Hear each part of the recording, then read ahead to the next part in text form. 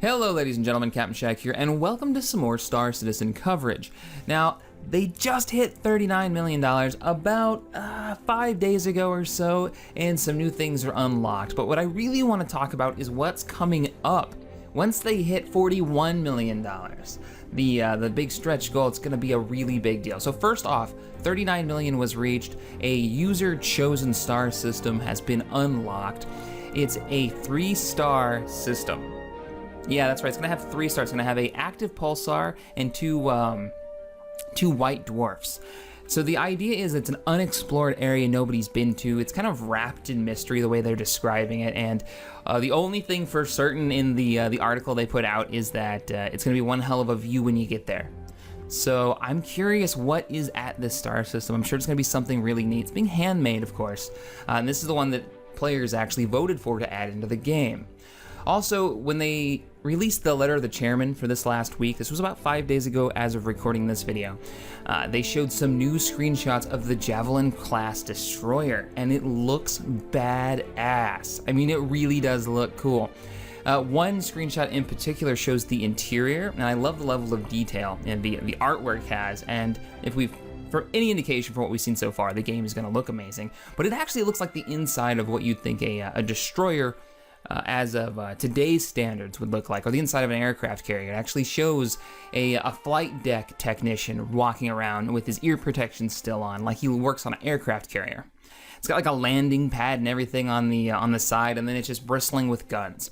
It's also said to be it's designed to be modular, so you can outfit this baby depending on the mission you're going to have it running. So you can swap out different parts for different roles, you know, assault, destroyer, LRR, and so on. So that's really cool. It's still in the conceptual stage. I can't wait to actually see it in engine. I really hope they do another one of those, like those trailers where they're trying to sell it to you like a car dealership.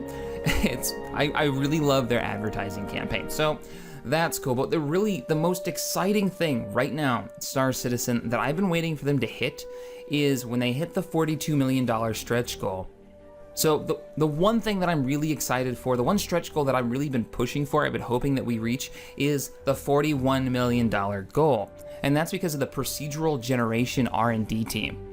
So the idea is they're going to have what they're calling a strike team. It's just a group of developers that are going to sit down and hammer out some of the future ideas for Star Citizen.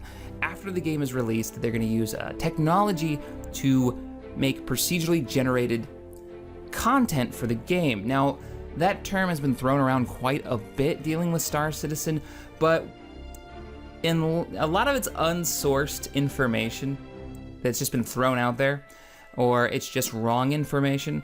When they're talking about procedurally generated in Star Citizen, from what we know right now, it's more based on how missions are set up and areas when you warp in. It's going to take assets that are already in the game and combine them in a way to give you a mission. So you may have a wreck of a destroyer that you're salvaging, or you're going to have, you know, certain pirates show up in an area, or there's a certain asteroid field, or there's going to be some type of stellar phenomena.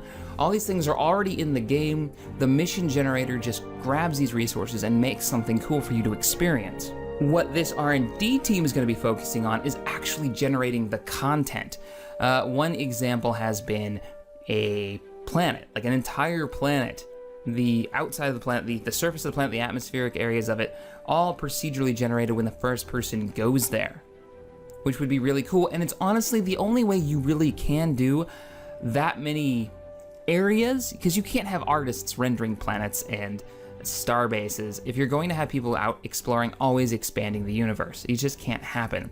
Even if there's only 100 planets, that's so much effort that would have to be taken by the artists to get that kind of content out. So procedural generation is the future, and I believe it's the future of gaming. I mean, anybody who's played Minecraft back in the day, or now, knows procedural generation can make some amazing and beautiful things. Going over to that first mountain in Minecraft to see like a beautiful valley with the mountains all around it, I realized, wow, this is going to be great when we get this, but to a higher level. And Star Citizen may be taking advantage of that. I really hope they do. I hope this team can come up with some really sick technology. Now keep in mind, this is stuff that's going to be out after the release of the game, not beforehand. So this isn't going to be, oh, they're adding more goals. I hear that a lot in the comments. They're adding too many goals. They're never going to actually put this game out. They're really not. If you look back at all the goals that they've unlocked, they've been, okay, they added a new star system. So the artists have to make a few more assets.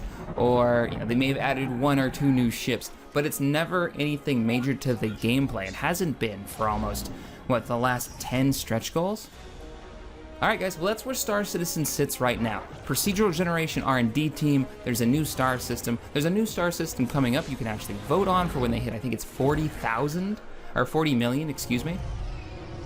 Actually no, when they hit 40 million, they're gonna be adding 2 star systems, that's right, the Cabal system and the Ortani system, which they're about 35% of the way through. So those will be cool, but I'm really looking forward to the 41 million. And then once they hit 41 million, the official list of unlocks for funding is done. And I'd love to see what they come up with for the next list, because who knew they'd ever make $41 million for the development of this game. The level of excitement for Star Citizen is just ridiculous. It really is. Alright guys, well that wraps up this video. Subscribe to this channel if you want more Star Citizen content. And as always, thanks for watching. I will see you guys next time.